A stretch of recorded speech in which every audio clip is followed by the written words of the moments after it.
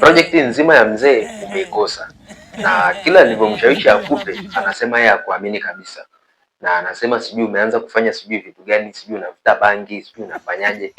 Kila nikijaribu kumwambia bwana, Nyoka ndo engineer mzuri aliyenyoka, mkabidhi hilo jengo alijenge, anasema hawezi kukupa ile project kwa sababu hela yake itapotea.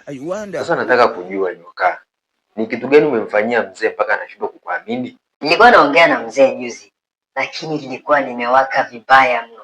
Yaani kichwani hapa sikuwa mimi. Nilikuwa niko vibe. Kumbe ndo maana mzee amekataa kukupa project kwa sababu ya ujinga wako. Unaona sasa unakula mabangi, madawa ya kulevya.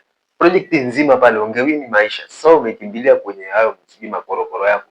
Mwisho wa siku mzee ameona kabisa huyu nikimpa project itapotea.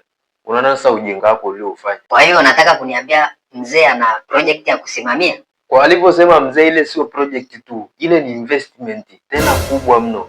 Maana pale anataka ashushe gorofa la nani, aweke hoteli ya watalii.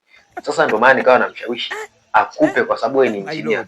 Lakini sasa kumbe ujinga uliomfanyia mzee ndio maana akaona kabisa hapa hamna kitu atafanya.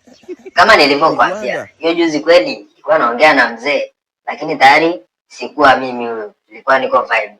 Sasa akaingiza mada ya mimi kuoa. Unaona? Sasa kutokana na ile kichwa kuwaka moto, mimi nikaambia na mzee mimi muda sina.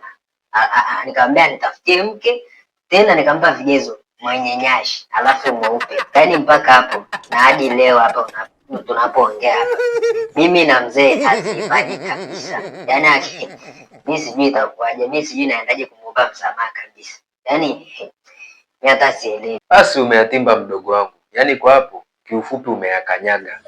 Yaani umepishana na mimi sijui nikwambieje. Ila kwa ulichokifanya basi hautapata tena nafasi kama hii. Nakwambia.